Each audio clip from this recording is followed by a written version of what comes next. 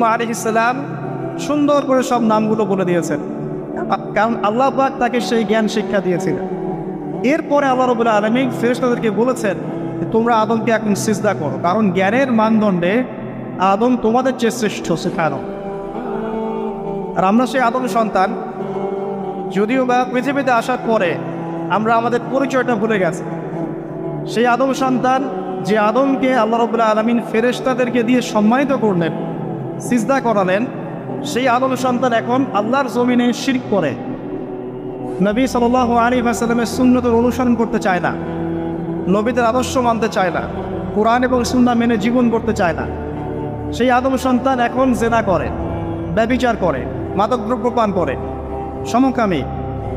সেই আদম সন্তান এখন ঘুষ খাচ্ছে, সুদ খাচ্ছে, দুর্নীতি করছে, অন্যের সম্পদ আত্মসাৎ করছে, অন্যায়ভাবে মানুষকে হত্যা করছে। এমন কোনো গুনাহ নাই যে সেই আদম সন্তান করছে না। কোন আদম সন্তান? যার পিতাকে আল্লাহ রাব্বুল আলামিন কি করলেন?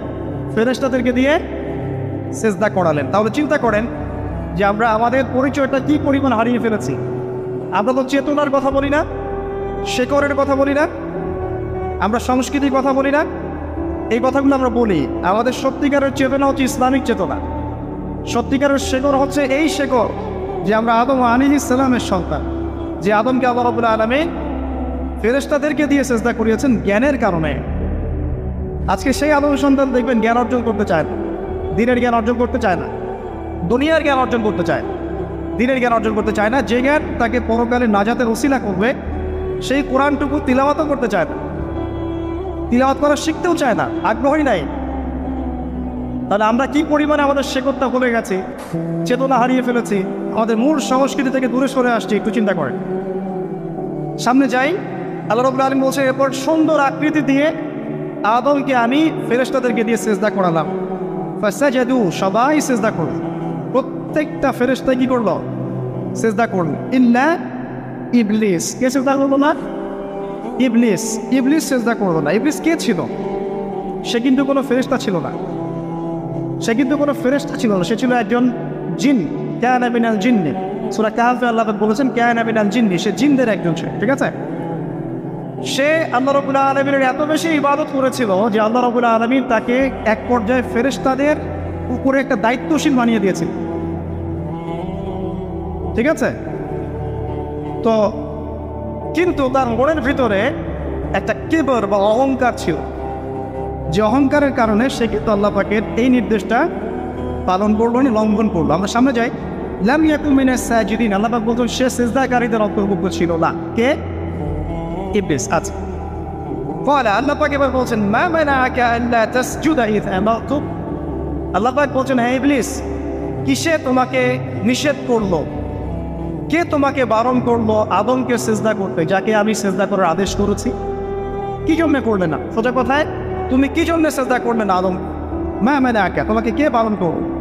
এবার ইবলিস তার দলিল পেশ করছে। সে বলছে যে ক্বালা আনা খায়রুম মিন, সে বলল আমি আদমের চাইতে উত্তম। আসসালাতু খায়রুম মিনান নাওম, এটা জানেন না? ঘুমের চেয়ে নামাজ উত্তম। ঠিক এভাবেই সে ইবলিস বলছে কি আনা খায়রুম মিন, আমি তার চেয়ে উত্তম। কি কারণে উত্তম? খলাকতানি মিন নার ওয়া খলাকতাহু মিন তিন। হে আল্লাহ, আপনি আমাকে সৃষ্টি করেছেন আগুন দিয়ে, জিনদেরকে কি দিয়ে সৃষ্টি করা হয়েছে? আগুন দিয়ে। ফেরেশতাদেরকে কি দিয়ে? নূর দিয়ে। তাহলে এখানে প্রমাণ হলো যে ইবলিস কিন্তু ফেরেশতা নয়, আমাকে সৃষ্টি করেছেন আগুন দিয়ে। ওয়া খলাকতাহু মিন তিন, এবং আদমকে সৃষ্টি করেছেন তিন মানে কাদামাটি দিয়ে। তার মানে আগুন কাদামাটির চেয়ে সুপিরিয়র, বেশি মর্যাদা সম্পন্ন, ওর মানে কে আছে আর কি, এই কারণে সে সিজদা করল। এবার আল্লাহ রাব্বুল আলামিন বলছেন ক্বালা ফাহবিত মিনহা, ইবলিস এখান থেকে নেমে যাও। এটা কোন জায়গা? একদম মহাকাশের উপরে না, নাকি পৃথিবীতে? এটা সাত আসমানের উপরের ঘটনা। ইতিহাস শুরু হয়েছে মহাবিশ্বে, মানুষের অস্তিত্বও ছিল না, এমন একটা সময় চলে গেছে। মহাবিশ্বে কোটি কোটি বছর চলে গেছে যখন মানুষ বলতে কিচ্ছু ছিল না। ছিল না। অনেক পরে মানুষকে সৃষ্টি করা হয়েছে।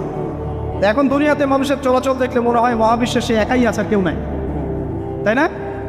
আচ্ছা, এটা দলিল কোরআনে আছে। সূরা দাহার 1 নম্বর আয়াত পড়ে দেখবেন, আলা তাআলা আল ইনসান হাইনু মিনাদ দাহরি লাম ইয়াকুন শাইআন মাযকুরা। আল্লাহ পাক বলছেন মানুষের উপরে এমন সময় চলে গেছে যে মানুষ কোনো আলোচ্য বিষয় ছিল না, উল্লেখযোগ্য কোনো বিষয় ছিল না।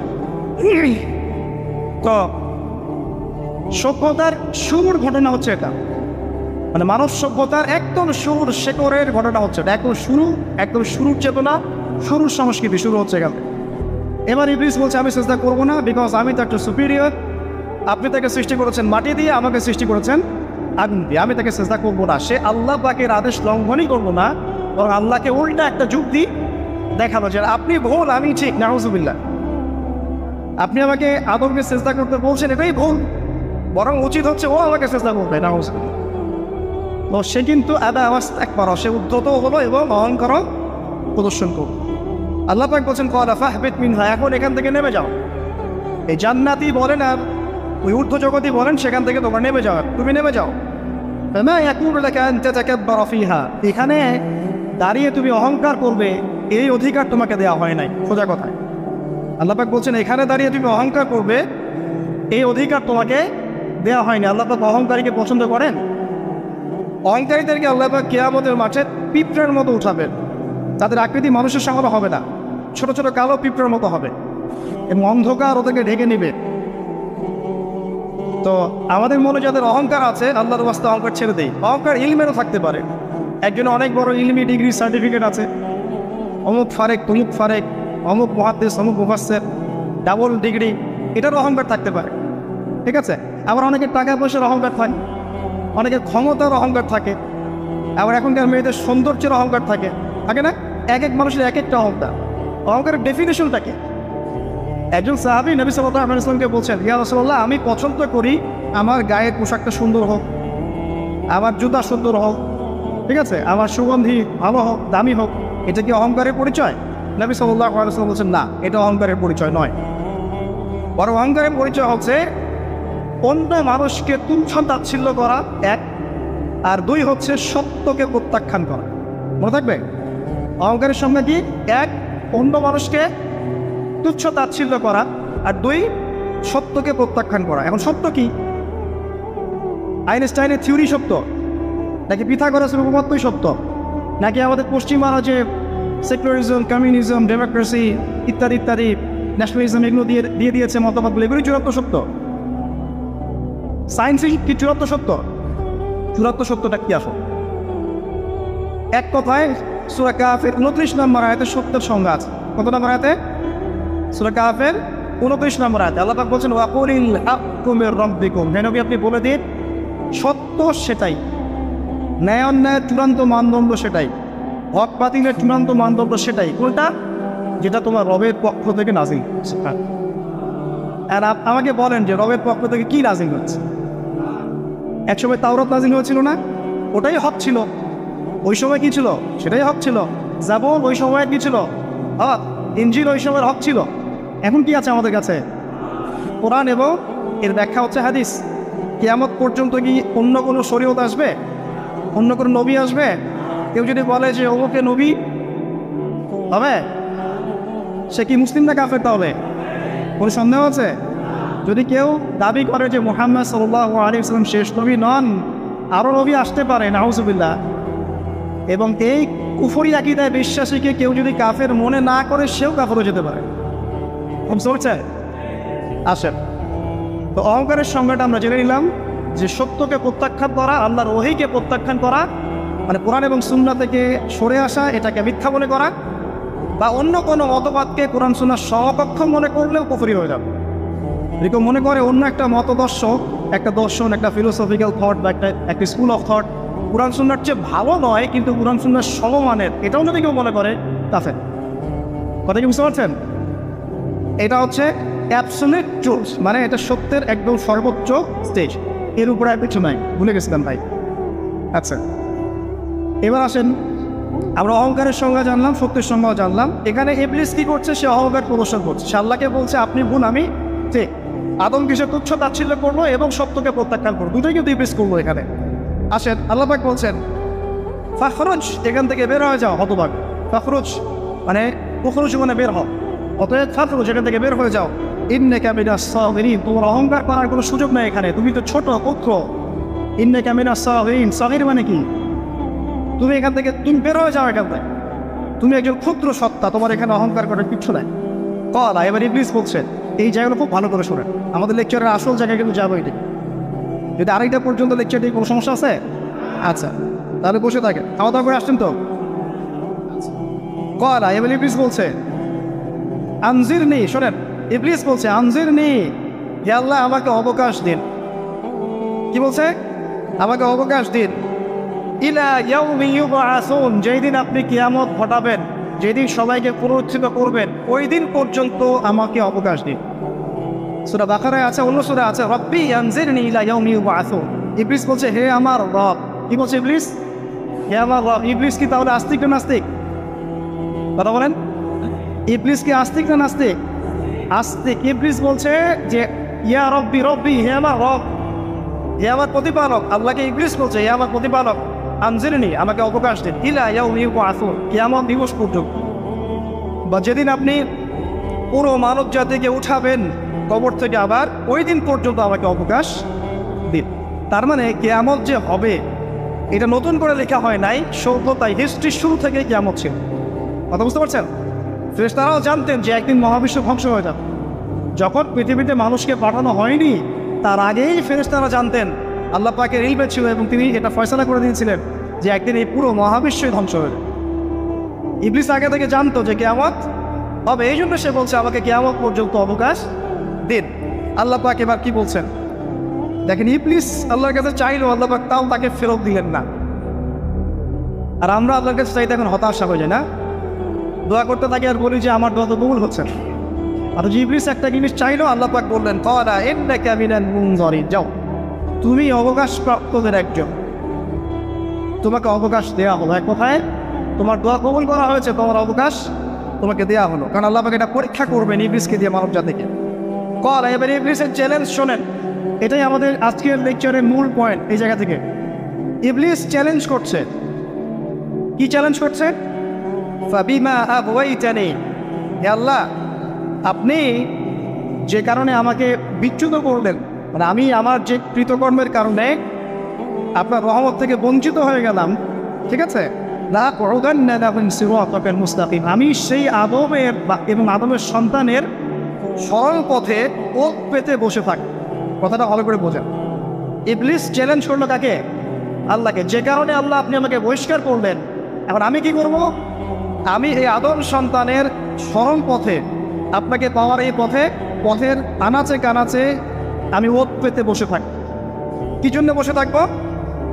যাতে করে আমি আদম সন্তানকে বিচ্যুত করতে পারি। শুধু তাই নয়, সে আরো বলছে সুম্মা লাআতিয়ান্নাহুম, আমি শুধু বসেই থাকবো না, আমি আদম সন্তানের কাছে আসবো। মিন বাইনি আইদিহিম, তার সামন থেকে আসবো, ওয়া মিন খালফিহিম, আদম সন্তানের পিছন থেকে আসবো, ওয়া আন আইমানিহিম, তার ডান দিক থেকে আসবো, ওয়া আন শামাইলিহিম, তার বাম দিক থেকে আসবো, ওয়া লা তাজিদু আকসারাহুম শাকিরিন, আল্লাহ পাক আপনি তাদের বেশিরভাগকেই শুকরগুজার পাবেন না। কথা কি ক্লিয়ার না? খুব সহজ। ইবলিস কি চ্যালেঞ্জ করলো? আমি শুধু বসেই থাকবো না, ডান দিক থেকে আসবো, বাম দিক থেকে আসবো, সামন থেকে আসবো, পিছন থেকে আসবো, আমি আদম সন্তানকে পথভ্রষ্ট করেই ছাড়বো, আপনি আদম সন্তানের বেশিরভাগকে পথভ্রষ্ট পাবেন। ইবলিসের কথা কি বাস্তব প্রতিফলন দেখা যায় এখন সমাজে? বেশিরভাগ মানুষ নামাজ পড়ে না পড়ে না, বেশিরভাগ মানুষ সুদ খায় না, বেশিরভাগ যুব সমাজ জেনা করতেছে না, বেশিরভাগ লোক মাদক খাচ্ছে না। পৃথিবীর কোনো জায়গায় আল্লাহর বিধান আছে কি নাই? দুই একটা জায়গায় আছে আই ওয়াশ, শোডাউন। বেশিরভাগ নারী পর্দায় চলে না, বেশিরভাগ মানুষ রোজা রাখে না, বেশিরভাগ মানুষ যাকাত দেয় কি দেয় না।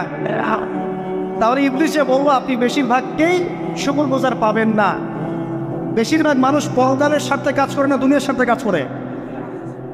কতজন মানুষ আল্লাহ পাকের দ্বীনটাকে প্রচার প্রতিষ্ঠার কথা বলে বা কোরআন সুন্নাহর কথাগুলো মেনে চলে, কতজন মানুষ? বেশিরভাগ লোক মেনে চলে। তাহলে ইবলিস কি সফল না ব্যর্থ? ইবলিসের চ্যালেঞ্জ কি সফল না ব্যর্থ? ইবলিসের কথা সে কিন্তু অক্ষর অক্ষরে পালন করেছে। আর ইবলিসকে আল্লাহ পাক কেন পৃথিবীতে দিয়েছেন? আমাদেরকে পরীক্ষা করার জন্য, যেন আমরা এই সরল পথ থেকে বিচ্যুত না হই। সামনে যান, আরো অনেক কথা আছে। قال اخرج منها, আল্লাহ পাক বলছেন এখান থেকে বের হয়ে যাও, মাযকুমান মাদহুরা, একদম অপদস্থ লাঞ্ছিত হয়ে এখান থেকে বের হয়ে যাও। লামান তাবিআকা মিনহুম, তুমি তো চ্যালেঞ্জ করলে আমাকে, ঠিক আছে, কিন্তু যে ব্যক্তি যেই তোমার অনুসরণ করবে, আল্লাহ পাকের কথা শোনেন, যেই তোমার অনুসরণ করবে, লাআমলাআন্না জাহান্নামা মিনকুম আজমাইন, যে পুরুষ বা নারী যেই হোক না কেন, যে আদম সন্তান ইবলিস তোমার অনুসরণ করবে, তোমার পথ হবে, আমি তোমাকে সহ এদের সবাইকে দিয়ে জাহান্নাম করবে। আল্লাহর কিচ্ছু যায় আসে না। আল্লাহ পাক যদি এই পুরো পৃথিবীটাকেও জাহান্নামে নিক্ষেপ করেন অবাধ্যতার কারণে, আল্লাহ পাক কিছু যায় আসে? ওই যে আপনাদের এখানে নদী আছে না, কি বালাসী ঘাট, এখানে চর আছে না, চরের মধ্যে একটা বালুর গড়ার কি দাম আছে বলুন তো? একটা বালুর গড়ার কোন দাম আছে? এই পুরো মহাবিশ্বে পৃথিবীর অবস্থান এর চেয়েও কম। তো পুরো পৃথিবীর মানুষ যদি আল্লাহর অবাধ্য হয়, আল্লাহ পাক যদি পুরো দুনিয়াটাকে ধ্বংস করে দেয়, জাহান্নামে নিক্ষেপ করেন, আল্লাহ পাকের কিছু যায় আসবে কিনা? এবার আসেন, এখান থেকে আমরা বুঝতে পারলাম ইবলিস একটা তৃতীয় সত্তা। আল্লাহ পাক আদম আলাইহিস সালামকে সৃষ্টি করলেন, নাম শিক্ষা দিলেন, সেজদা করালেন, ইবলিসকে সেজদা করতে বললেন, সে করল, সে চ্যালেঞ্জ করলো ওটা যে আমি ওর চেয়ে উত্তম, আপনি ভুল আমি সঠিক, সে অহংকার করলো এবং একই সাথে সে আদমকে পথভ্রষ্ট করার চ্যালেঞ্জও করে বসে। আল্লাহ পাক ঘোষণা করলেন, যদি কোনো আদম সন্তান তোমাকে ফলো করে, তোমাকে সহ তাকে আমি জাহান্নামে নিক্ষেপ। ঠিক আছে এই পর্যন্ত? এবার সামনে আসেন। এবার আল্লাহ পাক আদমকে বলছেন, কাকে বলছেন? আদম আলাইহিস সালামকে বলছেন, ইয়া আদম, হে আদম। তার আগে আদম আলাইহিস সালামের বুকের পাঁজর থেকে কাকে সৃষ্টি করেছেন? হাওয়া আলাইহিস সালাম, সভ্যতার ইতিহাসের প্রথম নারী এবং ইতিহাসের সবচেয়ে সুন্দরী রমণী কে? হাওয়া আলাইহিস সালাম। আরেকজন আছেন সবচেয়ে সুন্দরী রমণী কে? কে বলতে পারবেন? জি না, 100 টাকা পুরস্কার বলেন। হ্যাঁ, নাম কি? মাশাআল্লাহ, ওই ওকে পুরস্কার দিও। কি নাম তোমার? মাশাআল্লাহ, মাশাআল্লাহ। দ্বিতীয় সুন্দরী রমণী, দুজন রমণীকে বলা হয় পৃথিবীর সবচেয়ে সুন্দরী রমণী। আপনি যাদেরকে দেখে সিডিউস হচ্ছেন, যদিও এদেরকে দেখে সিডিউস আর কিছু নাই, কারণ এরা তো সুন্দর না, কোনো দিক থেকে সুন্দর না, না পোশাকের দিক থেকে, না চেহারার দিক থেকে, না ফিজিক্যাল স্ট্রাকচারের দিক থেকে, এদেরকে দেখে তো পাগলও সিডিউস হবে না। তো আদম আলাইহিস সালাম এবং আদম আলাইহিস সালামের স্ত্রী হাওয়া আলাইহিস সালাম এবং সারা আলাইহিস সালাম ইতিহাসের সবচেয়ে সুন্দর রমণী। ইতিহাসের সবচেয়ে সুন্দর রমণী কাদের স্ত্রী ছিলেন? নবীদের অন্য কারো। এই জন্যই বলি, আপনি যদি পবিত্র থাকেন, আল্লাহওয়ালা মানুষ হন, ইনশাআল্লাহ তাআলা আল্লাহ পাক আপনার ঘরে একজন নেককার পুণ্যবতী সুষ্ঠী স্ত্রী দান করবে ইনশাআল্লাহ। আপনি যদি এইসব অশ্লীলতার গোলক ধাঁধায় পড়ে নিজের ঈমান হারিয়ে ফেলেন, চরিত্র হারিয়ে ফেলেন, সম্ভাবনা খুবই কম যে আপনি একজন দিনদার মেয়ে পাবেন। বরং আপনি এমন কাউকেই পেতে পারেন যে আপনার মতোই, ঠিক আছে? দেখবেন যে আপনি 10 ঘাটের পানি খেয়ে আসছেন, ও দেখবেন 12 ঘাটের পানি খেয়ে আসছে। আল্লাহ পাক আমাদের যুব সমাজকে হেফাজত করুন, আমিন। আল্লাহ পাক এবার আদম আলাইহিস সালামকে বলছেন, ইয়া আদম, হে আদম, উসকুন আনতা ওয়া যাওজুকাল জান্নাহ। আদম শোনো, তুমি এবং তোমার স্ত্রী দুইজন এখন জান্নাতে থাকো। কোথায় থাকো? জান্নাতে থাকো। ওয়া কুলা মিন হাইসু শি'তুমা, যেখানে ইচ্ছা সেখান থেকে খাবার খাও। জান্নাতের নাজ নেয়ামতের কথা তো আপনারা শুনেছেন অনেক, আমি ওইগুলো বলতে যাচ্ছি না, সময় চলে যাও। যা ইচ্ছা তাই পাবেন সেখানে, যা ইচ্ছা তাই। এমন একটা জায়গা যেটা কখনো কোনো চোখ দেখে নাই, কোনো কান শোনেও নাই, চোখ না দেখলেও কান না শুনলেও মানুষ মনে মনে অনেক কিছু কল্পনা করে না, এটা কল্পনাও করার সুযোগ নাই। এত উন্নত মানের একটা জায়গা। তোমরা দুজন এখানে থাকো, জান্নাতের যে কোনো জায়গায় যাও, খাওয়া দাওয়া করো, কোনো সমস্যা। কিন্তু ওয়ালা তাকরাবা হাদিহিশ শাজারা, মানে কি, এই যে গাছটা আছে এই গাছের কাছে যেও। একটা শর্ত খালি দিলাম, গাছের কাছে যেও। গাছের নাম কি এগুলো আমাদের আলোচনার বিষয় না, বিষয়টা হচ্ছে আল্লাহ পাকের আদেশটা কি। গাছটা আম গাছ হতে পারে, জাম গাছ হতে পারে, কদু গাছ হতে পারে, যে কোনো গাছ হতে পারে, এটা নিয়ে আমাদের কোনো মাথা ব্যথা নাই। মাথা ব্যথা হচ্ছে আল্লাহ পাকের আদেশ, এই গাছের কাছে যেও না, বাস যেও। আচ্ছা, ফাতাকুনা মিনাজ জালিমিন, যদি চলে যাও তোমরা দুজন এখানে, তাহলে তোমরা দুজন কিন্তু জালেম হয়ে যাবে। আল্লাহ পাকের হুকুম অবাধ্য করলে মানুষ কি হয়ে যায়? জালেম হয়ে। এই জন্য আমরা দোয়ায় বলি, আল্লাহুম্মা ইন্নী যালামতু নাফসি, বলি না? হে আল্লাহ আমি আমার নফসের উপর জুলুম করেছি, রব্বানা যালামনা আনফুসানা, বলি না আল্লাহ আমরা আমাদের উপর জুলুম করেছি। তো আমরা যখন পাপ করি মানে আমরা জুলুম করে ফেলেছি। তো তোমরা দুজন এই গাছের কাছে যেও না, যদি যাও তাহলে জুলুম করে ফেলবে, এমন জালেম হয়ে যাবে। এবার ইবলিস তো আর বসে নাই, সে তো চ্যালেঞ্জ করেছে, করে নাই? আচ্ছা, এবার ইবলিস কি করছে? ফাওয়াসওয়াসা লাহুমা শাইতান, এবং ইবলিস এবার এদের দুজনকে ওয়াসওয়াসা প্রদান করতে শুরু করলো। ইবলিস কি করলো? ওয়াসওয়াসা প্রদান করতে শুরু করলো। ওয়াসওয়াসাটা এমন ছিল যে হাল আদুল্লুকা আলা শাজারাতিল খুলদি ওয়া মুলকিন লা ইয়াবলা। ইবলিস এসে আদম এবং হাওয়া আলাইহিস সালাম তাদেরকে উস্কে দিতে লাগলো যে আমি কি তোমাদেরকে এমন কোনো গাছের কথা বলবো যেই গাছের ফল খেলে তোমরা চিরস্থায়ী হয়ে যাবে, কখনো মরবে না, এবং এমন রাজত্ব পাবে যে রাজত্বের কোনো ক্ষয় নাই। ইবলিসের টপটা কি দেখলেন? চিরস্থায়িত্বের টপ এবং কিসের টপ? রাজত্বের টপ। এটা সূরা তহার মধ্যে আছে। অন্য সূরায় আছে যে আমি কি বলে দিব এমন গাছের কথা যেই গাছের ফল খেলে তোমরা ফেরেশতা হয়ে যাবে, কখনো মরবে না। তাহলে চিরস্থায়িত্বের টপ এবং এই যে কিসের রাজত্বের এই যে টপ, এই দুইটা হচ্ছে মানুষকে আল্লাহর পথ থেকে ডিসিভ করার একটা মানদণ্ড। কথা বুঝতে পারছেন? এই পৃথিবীতে যত মানুষ পথভ্রষ্ট হয়ে গেছে জন্য হয়েছে অনেকেই, আর অনেকে চিরস্থায়িত্বের জন্য হয়েছে। ফেরাউন নমরুদ চিরস্থায়িত্বের লোভে পড়ে পথভ্রষ্ট হয়নি? আর ওই সময় থেকে শুরু করে এখনকার বিশ্বে যারা ক্ষমতাধর, এরা কি ক্ষমতার দাপটে পথভ্রষ্ট হচ্ছে না? এই দুটো হচ্ছে মানুষকে পথভ্রষ্ট করার মাধ্যম। ইবলিস খুব ভালো করেই জানতো। একটা কথা বলি নাই, যখন আদম আলাইহিস সালামকে তৈরি করে রাখা হয়েছে, সৃষ্টি করে রাখা হয়েছে, ইবলিস এর চারপাশে রাউন্ড দিচ্ছিল, তাওয়াফ করছিল, তাওয়াফ। এবং মানব শরীরের এবং মানব মস্তিষ্কের, মননের দুর্বল পয়েন্টগুলো সে ফাইন্ড আউট করছিল। কারণ সে কিন্তু অনেক জ্ঞানী ছিল, সে কিন্তু প্রচণ্ড জ্ঞানী ছিল। এখনও কিন্তু সে প্রচণ্ড জ্ঞানী, এবং তার অভিজ্ঞতা ঠুলি এখন অনেক বেশি, তাই না? ওর বয়স হয়ে গেছে না এখন, প্রচুর বয়স। তো তাওয়াফ করে করে সে মানুষের দুর্বল জায়গাগুলো ফাইন্ড আউট করেছে। একটা হচ্ছে পেট, একটা প্রবৃত্তি, একটা হচ্ছে নারীর প্রতি আসক্তি, ঠিক আছে, একটা ক্ষমতার লোভ, একটা চিরস্থায়িত্বের লোভ। এগুলো হচ্ছে মানুষের দুর্বল জায়গা। ইবলিস এগুলো ফাইন্ড আউট করে ওইভাবে চাল দিয়েছে। কথা বুঝতে পারছেন? একটু খেয়াল করে দেখেন, এখনকার বিশ্বে যত অন্যায় হচ্ছে ম্যাক্সিমাম পাপ হচ্ছে পেটের কারণে। পেট। সুদ খায় কেন? পেটের কারণে। ঘুষ খায় কেন? পেটের কারণে। ইভেন যে এখন জেনা করছে ওদেরকে তো এখন যৌনকর্মী বলতে হয়, তাই না? সম্মান দিয়ে কথা বলতে হয়। তো যৌনকর্মী যারা, তারাও দেখবেন পেটের কারণেই করছে, পেটের কারণ।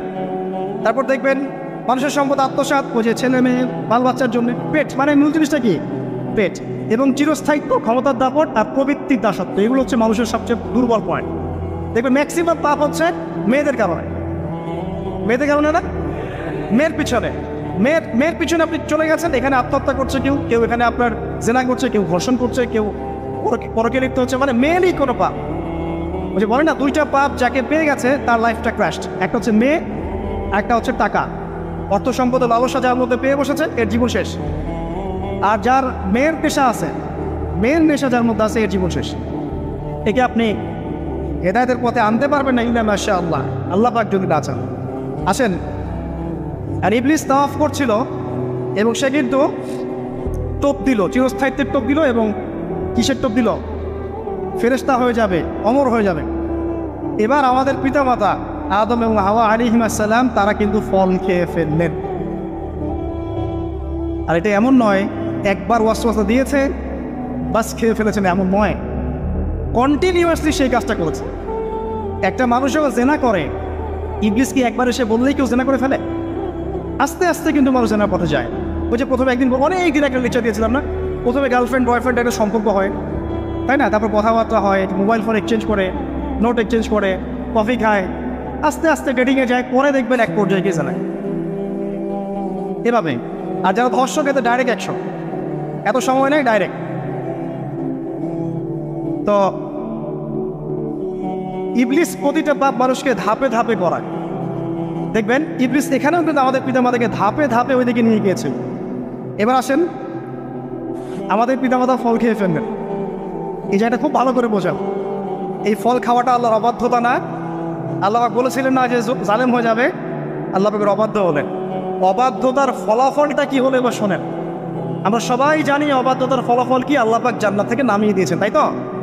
এর আগে আরেকটা ফলাফল হয়েছে, এই ফলাফলের সাথে আমাদের বর্তমান সময়কার যে ইস্যুটা চলছে, পোশাক, নারী, সংস্কৃতি, হাবিজাবি, হ্যাঁ, বেহায়াপনা, বেলাল্লাপনা, এই ইস্যুটা এখানে জড়িত। এটা এটা আমারও বুঝতে এবং খুঁজে পেতে সময় লেগেছে। আমরা সবাই পড়েছি স্টুডেন্ট লাইফে, আদম এবং হাওয়া আলাইহিস সালাম আদেশ লঙ্ঘন করেছেন, সাথে সাথে আল্লাহ পাক জান্নাত থেকে কী করেছেন?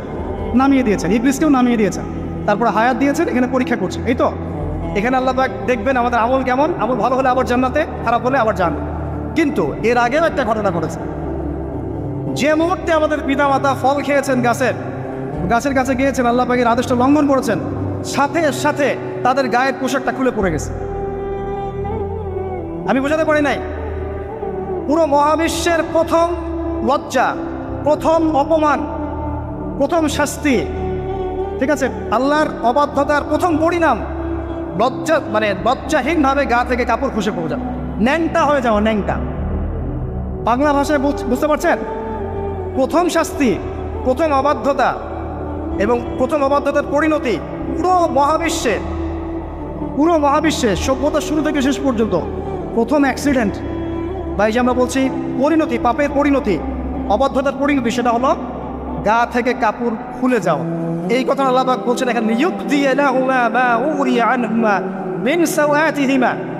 ইবলিস তোমাদের পিতামাতাকে এই গাছের কাছে নিয়ে গিয়ে ফল খাইয়ে তাদের গা থেকে পোশাক খুলে ফেলে দিয়েছে। এবার কি বুঝতে পারছেন যে ইবলিস এখন বিশ্বে কি করছে? ইবলিস সেম কাজটা করছে আমাদের সাথে, আমাদের গা থেকে তারা পোশাক খুলে ফেলে দিচ্ছে। সভ্যতার শুরুর পাপ বলছি না আমরা, এটা আসলে ভুল। সভ্যতার শুরুতে আদম এবং হাওয়া আলাইহিস সালাম যে ভুলটা করেছেন, তার যে পরিণতি হয়েছে সেটা এটা ছিল না যে জান্নাত থেকে পৃথিবীতে নামিয়ে দেয়া, এবং পরিণতি এটা ছিল তাদের গা থেকে প্রথম কাপড় খুলে গেছে, তারা নগ্ন হয়ে গেছে। ইবলিস সর্বপ্রথম আমাদের বাবা মাকে নগ্ন করেছে প্রলোভন দিয়ে, ক্ষমতার প্রলোভন, চিরস্থায়িত্বের প্রলোভন দিয়ে। আজকের বিশ্বেও কি ইবলিসের দোসররা সেম কাজটা করছে না? আজকের বিশ্বেও কি ইবলিসের মানুষরূপী দোসরগুলা সেম কাজটাই করছে না? সেম কাজটা করছে, আমাদের গা থেকে ওরা পোশাক খুলে ফেলছে। এরপর আল্লাহ পাক জান্নাত থেকে নামিয়ে দিয়েছে। আগে কিন্তু এটা হয়নি, আগে পোশাক খুলেছে। এরপর কি হয়েছে জানেন? শোনেন, আল্লাহ পাক ওয়াকালা মা নাহাকুমা রাব্বুকুমা আন হাযিহি আশ-শাজারা ইল্লা আন তাকুনা মালাকাইন আও তাকুনা মিনাল খালিদিন। ইবলিস বলছিল যে তোমাদের রব তোমাদেরকে এই গাছের কাছে যেতে নিষেধ করেছে এই কারণে যে তোমরা এখানে গেলে মালাক হয়ে যাবে, চিরস্থায়ী হয়ে যাবে। ওয়াকাসামাহুমা ইন্নী লাকুমা লামিনান নাসিহিন। ইবলিস বলছিল যে আমি আল্লাহর কসম করে বলছি আমি তোমাদের শুভাকাঙ্ক্ষী। ফাদাল্লাহুমা বিগুরুর, ওদেরকে তারা পথভ্রষ্ট করলো, ইবলিস তাদেরকে পথভ্রষ্ট করলো। ফালাম্মা যাকাশ শাজারা, যখন তারা গাছের কাছে গেলেন, বাদাত লাহুমা সাওআতুহুমা, তাদের লজ্জাস্থানটা উন্মুক্ত হয়ে গেল, কাপড় খুলে পড়ে গেল। এটাই বলতে চাচ্ছিলাম। ওয়াতাফিকা ইয়াখসিফানি আলাইহিমা মিন ওয়ারাকিল জান্নাহ, এবং আদম এবং হাওয়া আলাইহিস সালাম জান্নাতের গাছের পাতা ছিঁড়তে লাগলেন এবং সেই পাতা দিয়ে লজ্জাস্থান ঢাকতে লাগলেন। আপনার বাবা আপনার মাকে যদি কেউ রাস্তায় নগ্ন করে ফেলে আপনার কেমন লাগবে? আপনি কি করবেন তার ইজ্জত সম্মান বাঁচানোর জন্য? আমাদের পিতা মাতাকে ইবলিস জান্নাতে নগ্ন করে দিয়েছিল, এবং আমাদের পিতা মাতা জান্নাতের পাতাগুলো ছিঁড়ে ছিঁড়ে লজ্জাস্থানকে আবৃত করতে শুরু করত। ওয়ানাদাহুমা রাব্বুহুমা, এবং আল্লাহ পাক বলছেন এবার আল্লাহ পাক তাদের দুজনকে ডাকলেন, ডেকে বলে আলাম নানহাকুমা আন তিলকুমা শাজারা, হে আদম এবং হাওয়া, তোমাদের দুজনকে কি আমি বলি নাই যে এই গাছের কাছে যাবে না? ওয়াকুল লাকুমা ইন্নাশ শাইতানা লাকুমা আদুউম মুবিন, আমি কি তোমাদেরকে বলি নাই নিশ্চয়ই শয়তান তোমাদের স্পষ্ট প্রকাশ্য শত্রু? কলা, এবার তারা তাদের ভুল বুঝতে পারলেন। আল্লাহ পাকের কত দয়া মানুষের প্রতি দেখেন। ইবলিসও আল্লাহর অবাধ্য ছিল, আল্লাহ পাক তাকে বহিষ্কার করে কাফের বানিয়ে দিয়েছে, চিরস্থায়ী লানত করেছেন। আমাদের পিতা মাতাও ভুল করেছেন, বাট আল্লাহ পাক তাদেরকে চিরস্থায়ী জাহান্নামী করেন নাই। আল্লাহ পাক তাদেরকে দয়া পরবশ হয়ে ক্ষমা করে দিয়েছে।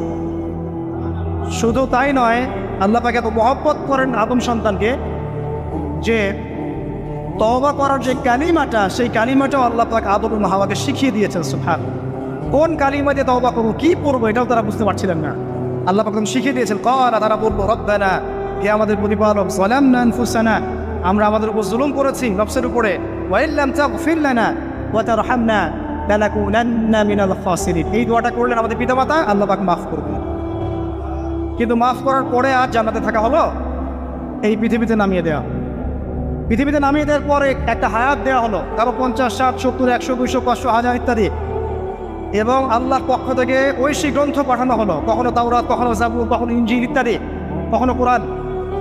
শর্ত দেওয়া হলো যারা আল্লাহ পাকের এই ঐশী গ্রন্থগুলো মেনে চলবে তারা ইনশাআল্লাহ আবার মৃত্যুর পর সেই জান্নাতে ফিরে যাবে যেখান থেকে তারা বহিষ্কৃত হয়েছে। আর যে বা যারাই আল্লাহ পাকের এই আয়াত, নিদর্শন এবং ঐশী গ্রন্থগুলোকে অস্বীকার করবে, এটাকে মিথ্যা প্রতিপন্ন করবে, আল্লাহ পাক এদের সবাই কিনে জাহান্নাম পূর্ণ করবে ইনশাআল্লাহ। আল্লাহ পাক এটাও বলেছেন যে আল্লাহ পাক ওয়ালাকাদ যারানা লিজাহান্নামা কাসীরাম মিনাল জিন্নি ওয়াল ইনস, আল্লাহ পাক বহু মানুষ আর জিনকে দিয়ে জাহান্নাম পূর্ণ করবেন। আর এই দুই জাতিকে পাঠানো হয়েছিল পৃথিবীতে শুধু আল্লাহর ইবাদত করার জন্য। ওমা খালাকুল জিন্না ওয়াল ইনসা ইল্লা লিয়াবুদুন, এরা সেটা করে নাই। এই কারণ আল্লাহ পাক হাদিসের মধ্যে জানিয়েছেন প্রতি 1999 জন মানুষকে আল্লাহ পাক জাহান্নামে পাঠাবেন, তবে বেশিরভাগ জান্নাতি হবে এই উম্মতে মুহাম্মাদের মধ্যে। এবার শোনেন, আমাদের পিতামাতার এই পরিণতির পর আল্লাহ পাক যখন আমাদেরকে পৃথিবীতে পাঠালেন, আল্লাহ পাক আমাদেরকে নগ্ন করে পৃথিবীতে রাখেন নাই। সুবহানাল্লাহ, আল্লাহ পাক আসমান থেকে লিবাস পাঠিয়েছেন। এই যে সমাজ বিজ্ঞানের বইগুলোতে লেখা আছে না, মানুষ আগে নগ্ন ছিল, গাছের ছালপাতা পরে থাকতো, তারপরে বন্যপ্রাণী শিকার করতো, ভয়ে ভয়ে থাকতো। বোগাস, মিথ্যা, বাজে কথা, একদম টোটাল মিথ্যা কথাই। আল্লাহ রাব্বুল আলামিন সভ্যতা শুরু করেছেন নবী দ্বারা, সভ্যতা শেষও করবেন নবী দ্বারা। প্রত্যেক যুগে যুগে সভ্যতার ধারক এবং বাহক ছিলেন নবীগণ। আর আদম আলাইহিস সালাম পৃথিবীতে আসার পর নগ্ন হয়ে থাকেন নাই। আল্লাহ পাক আসমান থেকে লেবাস পাঠিয়েছিলেন। সুবহানাল্লাহ, আল্লাহ পাক আমাদেরকে নগ্ন করে রাখেন নাই। এবার দেখেন আল্লাহ পাক কি বলছেন, ইয়া বানি আদম। আচ্ছা আসেন, ইয়া বানি আদম, হে বনু আদম, কাদেরকে বলছেন? আমাদেরকে।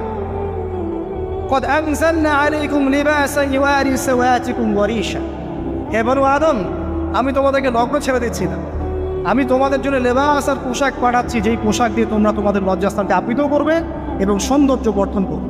এটা করছি না আমরা এখন? আচ্ছা, ওয়ালিবাসুত তাকওয়া যালিকা খায়র, আর তাকওয়ার লেবাস, তাকওয়ার পোশাকটা হচ্ছে সবচেয়ে উত্তম। যেমন দেখেন আমাদের সতর্কে এই নাভির উপর থেকে হাঁটুর নিচ পর্যন্ত না, তাই বলি কি আমরা সবাই এভাবেই ঘুরি? এটা সর্বনিম্ন একটা স্কেল, তাই না?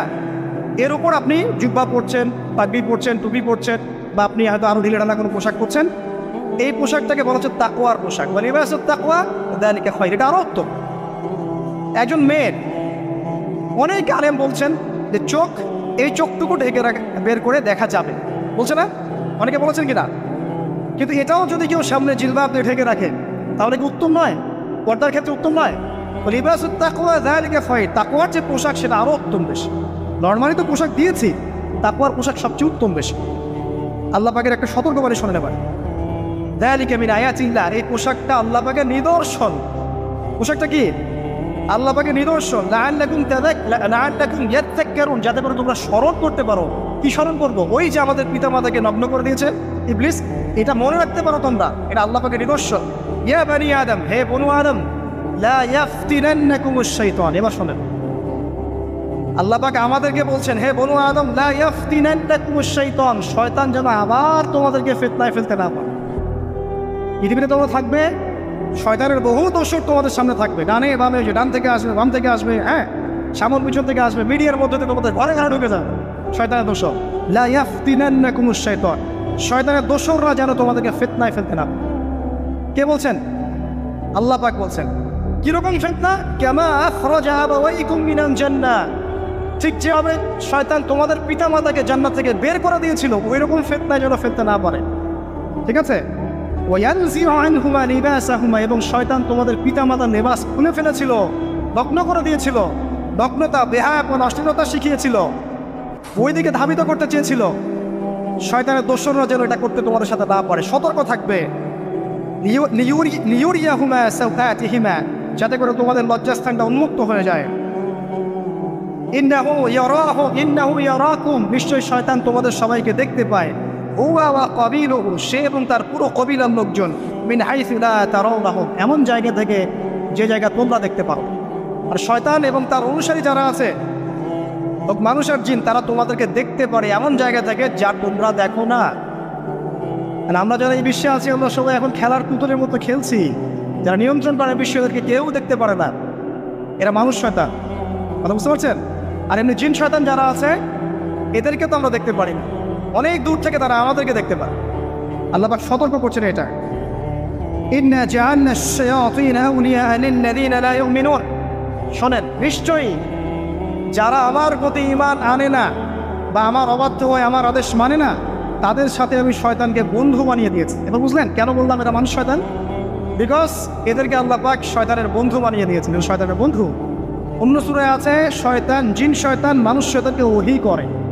জিন শয়তান মানুষ শয়তানের মাথায় এসব বুদ্ধি ঢালে, শয়তানি বুদ্ধিগুলো শয়তান মানুষের মাথায় ঢালে। মানে মানুষ মাথাটা আগে সে রিড করেছে কাকে কোন দিক দিয়ে রিসিভ করা যাবে, ঠিক আছে?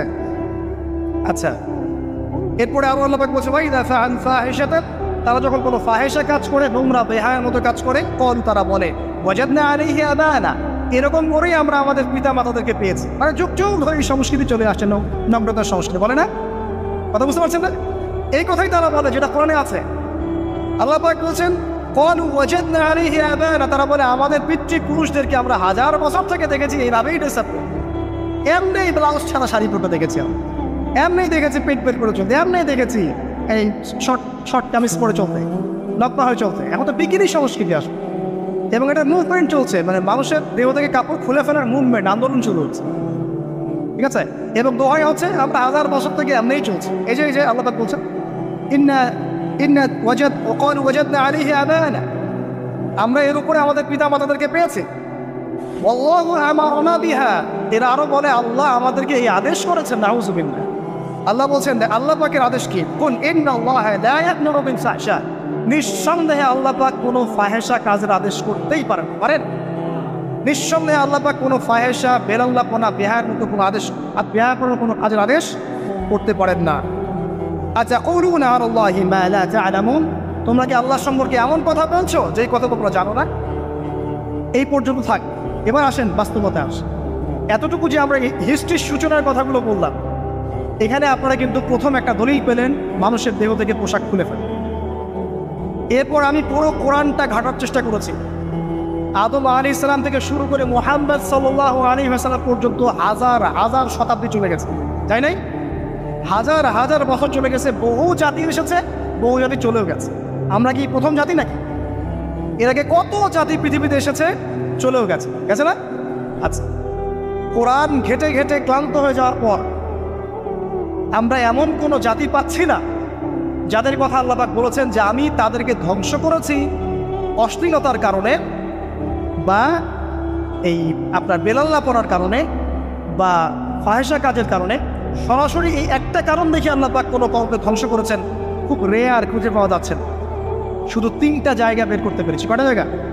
3টা। এক নাম্বার দেখেন, আদম আলাইহিস সালাম পরে নূহ আলাইহিস সালাম না, এই জাতিটাকে আল্লাহ পাক ধ্বংস করেছেন না?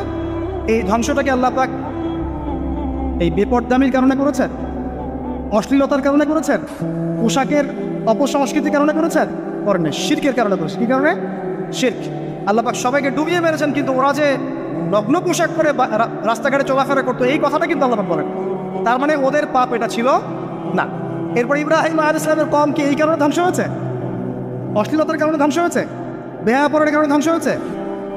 নগ্নতার সংস্কৃতির অপচর্চার কারণে ধ্বংস হয়েছে? না। শিরকের কারণে। আদ জাতি এই কারণে? না। সামুদ জাতি এই কারণে? না। একটা জাতি পাওয়া যায়, তার নাম কওমে লূত। কি নাম?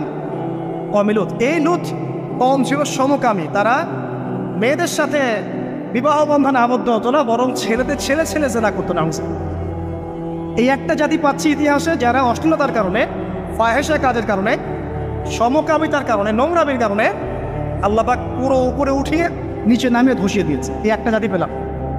আরেকটা জাতি পাওয়া যায়, তার নাম হচ্ছে বানু ইসরাইল। কি নাম? বানু ইসরাইল। আল্লাহ রাসূল সাল্লাল্লাহু আলাইহি ওয়াসাল্লাম বলছেন যে তোমরা দুনিয়া থেকে বেঁচে থাকো এবং নারীর ফিতনা থেকে বেঁচে থাকো। কারণ বানু ইসরাইল মানে মুসা আলাইহিস সালামের যে কওম ছিল, এই কওমের মধ্যে প্রথম ফিতনা দেখা দিয়েছিল মেয়েদের ব্যাপারে। এই একটা পেলাম যে মেয়েদের কারণে, বেহায়াপনার কারণে, অশ্লীল পোশাকের কারণে, নগ্নতার কারণে একটা সভ্যতাকে আল্লাহ পাক শাস্তি দিয়েছে। দুটো পাওয়া গেল, ঠিক আছে? 1 2, একটা লূত, একটা হচ্ছে বানু ইসরাইল, ঠিক আছে? আর একটা পাওয়া যায় এটা জোর করে, সেটা হলো নবী মুহাম্মদ সাল্লাল্লাহু আলাইহি ওয়াসাল্লাম নবী হওয়ার ঠিক আগের সময়টা, যেটাকে আমরা কি বলি আইয়ামে জাহেলিয়াত, ওই সময়ে মেয়েদের জেনাটা ব্যাপক ছিল, ব্যভিচারটা ব্যাপক ছিল, পরকীয়াও ছিল, বৈবাহিক তেমন কোনো অধিকার ছিল না। এমনও হতো যে একটা মেয়ের সাথে 8-10 জন পুরুষ সহবাস করার পরে সেই মেয়ে যখন গর্ভবতী হতো, তার বাচ্চা প্রসব করার পর সেই মেয়ে 10 জনকে ডেকে দাঁড় করাতো, দাঁড় করিয়ে বলতো যে অমুকে হচ্ছে আমার এই বাচ্চার বাপ, তারপরে এর সাথে বিয়ে হতো। চিন্তা করতে পারেন? তো নারীদের যে বৈষয়িক অধিকার, ধর্মীয় অধিকার, আপনার পোশাকের অধিকার, স্বাধীনতার অধিকার, সম্পত্তির অধিকার, এগুলো ছিল না ওই সময়। এই একটা সভ্যতা পাওয়া যাচ্ছে, তাহলে 3টা আমরা বের করতে পারলাম। কথা ঠিক আছে? আচ্ছা, এবার আসেন এই 3টা সভ্যতার পর নবী সাল্লাল্লাহু আলাইহি ওয়াসাল্লাম যখন নবী হলেন, তখন তিনি সমস্ত অশ্লীলতার শেকড়টাকে উপরে ফেলে দিলেন। সভ্যতার ইতিহাস থেকে শুরু করে আমরা যত জাতির ধ্বংস দেখছি, এই ধ্বংসগুলো শিরকের কারণে হয়েছে, কুফরির কারণে হয়েছে, অবাধ্যতার কারণে হয়েছে। মাত্র কয়েকটা জাতির ক্ষেত্রে অশ্লীলতা, বেহায়াপনা, আপনার ফাহেসা কাজ, এগুলোর রিজন দেখানো হয়েছে। তো এ থেকে একটা বিষয় প্রমাণ করা যায়, এই কথাটা ভালো করে বোঝেন। এ থেকে একটা বিষয় প্রমাণ করা যায় যে যত সভ্যতা ধ্বংস হয়ে গেছে, ওই সভ্যতার মানুষরা আর যাই করুক না কেন, তাদের পোশাক আশাক ঠিকঠাক ছিল। কথা বুঝতে পারছেন? যত সভ্যতা ধ্বংস হয়ে গেছে, আদ, সামুদ, নূহ, ফিরআউন, ঠিক আছে, যত সভ্যতা ধ্বংস হয়ে গেছে, তাদের আর যত পাপী থাক, হয়তো কেউ অহংকারী ছিল, কেউ কুফরি করেছে, কেউ শিরক করেছে, হ্যাঁ, কেউ সন্তানদেরকে হত্যা করেছে, কেউ মানুষ হত্যা করেছে, কেউ জুলুম করেছে, কেউ অহংকার করেছে ইত্যাদি, কিন্তু তাদের পোশাক আশাক শতাব্দীর পর শতাব্দী ঠিকঠাকই ছিল। এটা নিয়ে আল্লাহ পাক কোরআনে খুব বেশি কথা বলেন। তার মানে বোঝা যায় যে এটা রিমার্কেবল কোনো কথা বলার বিষয় ছিল না, আল্লাহ পাক বলেন। অর্থাৎ যুগ যুগ ধরে মানুষের শালীনতার পোশাকটা ঠিকই ছিল, কারণ মানুষ জানতো যে তাদের পিতামাতাকে আল্লাহ পাক তাদের পিতামাতাকে ইবলিস লগ্ন করে দিয়েছিল জান্নাতে। এই কথাটা মানুষের মাথার মধ্যে ছিলই, এবং বিভিন্ন ধর্মগ্রন্থে এটার অস্তিত্ব আছে। আপনি শুধু ইসলাম না, অন্য যে কোনো ধর্মগ্রন্থ ঘাটেন, হিন্দু ধর্মগ্রন্থ ঘাটেন, সেখানে দেখবেন বলা হচ্ছে যেন মেয়েরা পর্দায় থাকে। দেখেন, পরে দেখেন বেদের মধ্যে এটা আছে, আমি গতকালকেও স্টাডি করেছি। এবং খ্রিস্টান ধর্মগ্রন্থ পড়েন, সেখানে দেখবেন লেখা আছে, ওদের যে ওল্ড নিউ টেস্টামেন্টে আছে, দেখবেন যে যারা মাথার চুল দেখিয়ে বেড়ায়, তাদের শাস্তির কথা বলা হয় যে চুল যেন কেটে দেওয়া। ওদের ধর্মগ্রন্থে আছে। যারা জিউস, যারা পুরো বিশ্ব মুসলিম থেকে অত্যাচার করে থাকে, এদের ধর্মগ্রন্থেও পর্যন্ত আছে যে যখন ইসহাক আসছিলেন, একজন নারী জিজ্ঞাসা করেন কে আসছেন, তার ভৃত্য বললেন যে আমার প্রভু আসছেন। তখন তিনি নেমে নিজে একটা ঢিলেঢালা পোশাক পরলেন, তারপর সামনে গেলেন। শুধুমাত্র ইসলাম ধর্মে নয়, যত ধর্ম চলে গেছে পৃথিবীতে, সমস্ত ধর্মের মধ্যেই নারীদের শালীন পোশাকের কথাটা বর্ণিত আছে এখন পর্যন্ত। তার মানে যারা এখন অশালীন বিষয়ের দিকে মানুষকে ধাবিত করতে চায়, এদের আসলে কোনো ধর্ম নাই। ধর্মের সাথে এদের কোনো সম্পর্ক আসলে না। আর আমরা কিন্তু কথা বলছি ধর্মের বেসিসে, হোক সেটা হিন্দুইজম বা খ্রিস্টানিজম বা জিউডিজম বা ইসলাম, আমরা ধর্মের বেসে কথা বলছি। এখন যদি কেউ বলে ধর্মতাত্ত্বিক কথাবার্তা দিয়ে এসবে দলিল দিবেন না, তাহলে তার সাথে একটা ডিবেট হবে আল্লাহ আছেন কি নাই। যদি আমরা ডিবেটে জয়লাভ করি, হ্যাঁ আল্লাহ বলে একজন আছেন, তাহলে আল্লাহ পাকের বিধান কোনটা, এখন চলমান সর্বশেষ বিধান কোনটা, এটাতে আসতে হবে ডিবেট। ডিবেট 1 আল্লাহ আছে কি নাই, ডিবেট 2 আল্লাহ পাকের সর্বশেষ ধর্মগ্রন্থ কোনটা। এই তো এই দুইটাতে আমরা যদি জয়লাভ করি, এবং ইনশাআল্লাহ আমরা সেটা করবো, এটাতে আমাদের কেউ ঠেকাতে পারবেন ইনশাআল্লাহ, এটাই সত্য, তাহলে মানুষের উপর ওয়াজিব হয়ে যাবে এটার উপর আমল করা। এখন আমরা এর বেসিসে দেখবো কোনটা ঠিক কোনটা বেঠিক, তাই না, কোনটা সত্য কোনটা মিথ্যা, কোনটা ন্যায় কোনটা অন্যায়, তখন আমরা এর বেসিসে দেখবো, অন্য কোনো ভিত্তির বেসিসে দেখবো। এখানে চেতনা, যুগ যুগ ধরে চলে আসে সংস্কৃতি, আমাদের বাপদাদা তো হয়, এইসব বিষয় মানা যাবে না। বেস হবে কি কোরআন এবং সুন্নাহ এবং অন্যান্য ধর্মগ্রন্থগুলো। যদি ওটাতে রাজি থাকে ওটাতেও, কারণ প্রত্যেকটা ধর্মগ্রন্থেই বলা আছে শালীনতার কথা, লম্বা ঢিলেঢালা পোশাকের কথা, হোক সেটা হিন্দুইজম বা খ্রিস্টানিজম বা জিউডিজম। পড়ে দেখেন, না থাকলে আমার কাছে আসেন, প্রতিটা ধর্মগ্রন্থে এটা কথা লেখা আছে।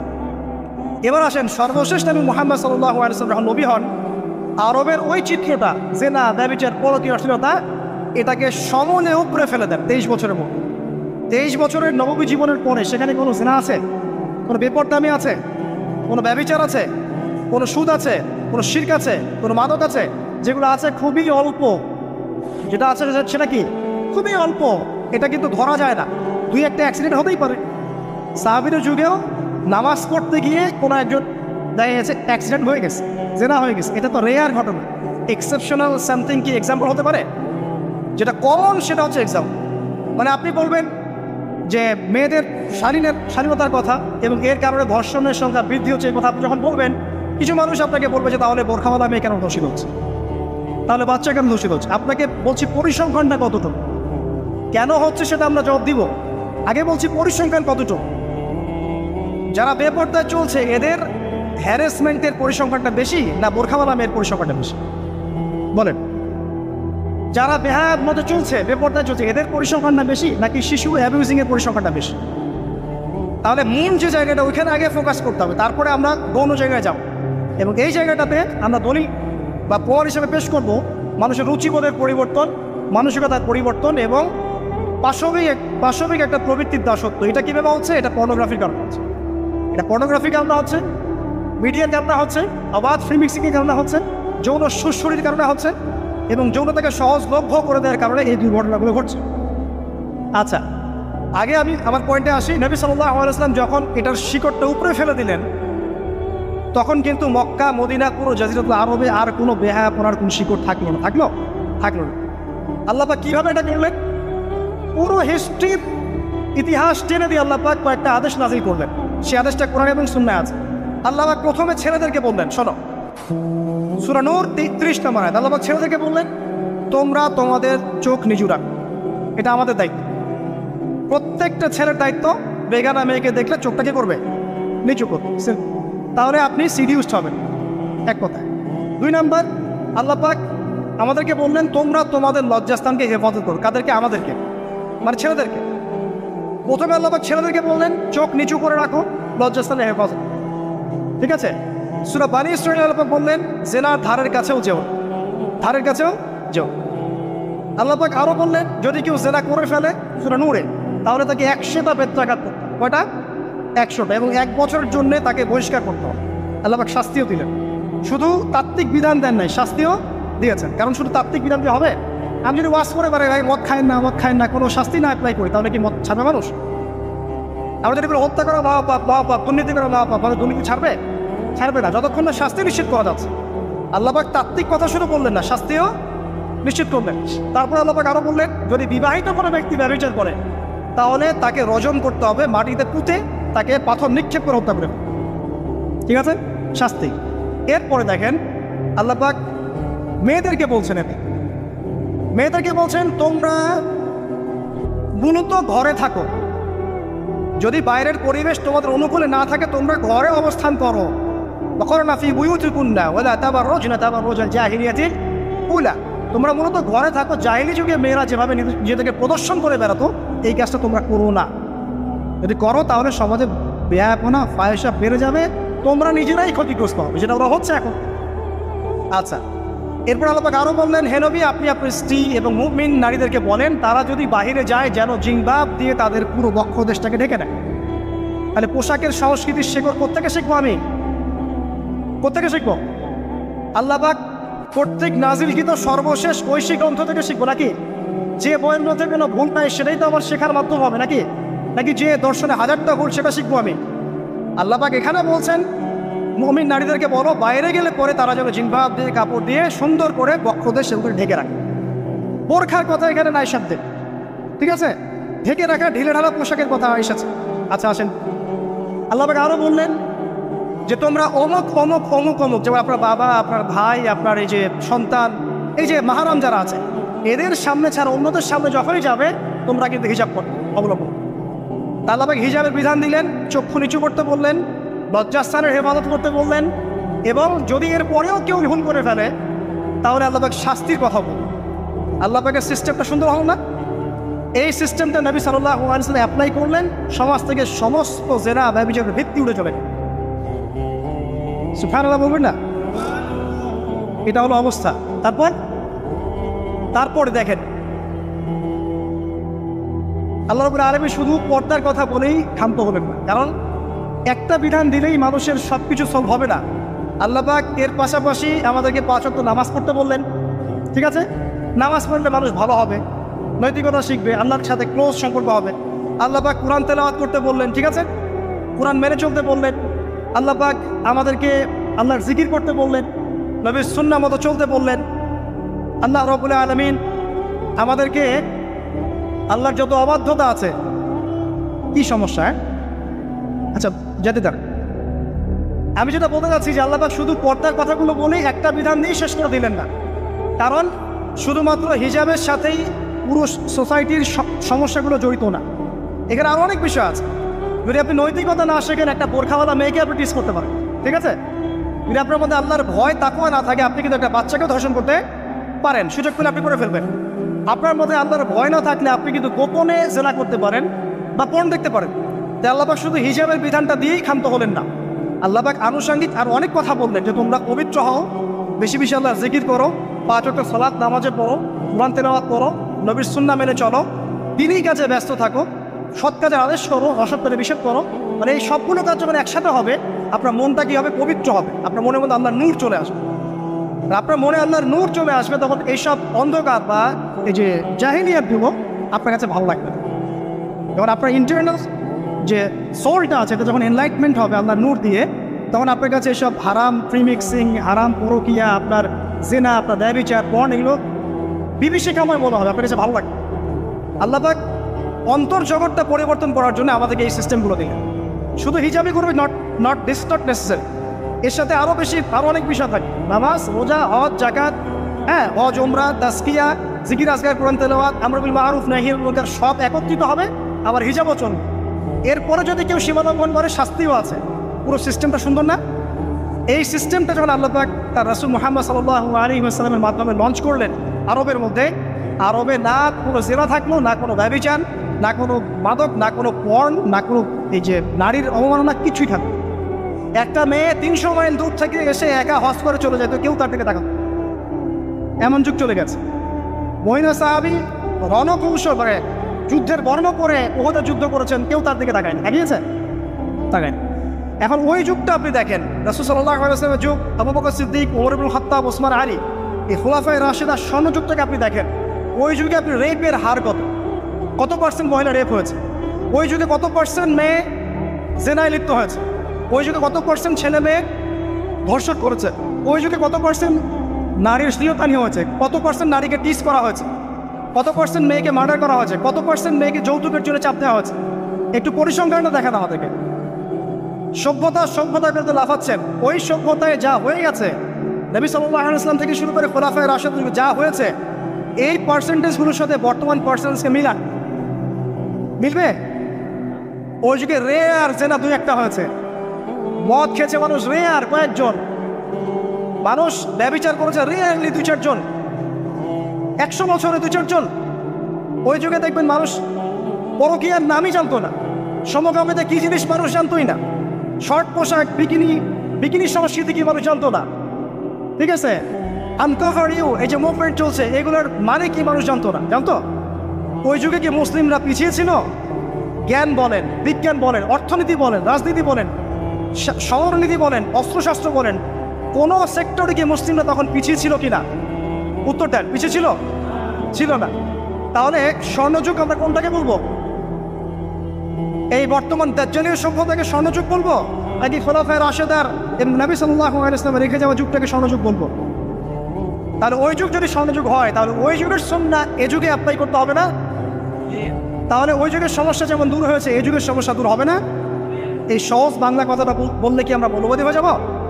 এই সহজ বাংলা কথা বুঝতে গিয়ে কি আমি ধর্মান্ধ হয়ে যাব, ব্যাকডেটেড হয়ে যাব? এই কথাটা আমরা বলতে এখন সাহস পাই না। কি কারণ? সভ্যতার ইতিহাস সেটা দেখেন। ওই সভ্যতাই ছিল জ্ঞানে, শিল্পে, অস্ত্রে, প্রযুক্তিতে, অর্থনীতিতে মুসলিম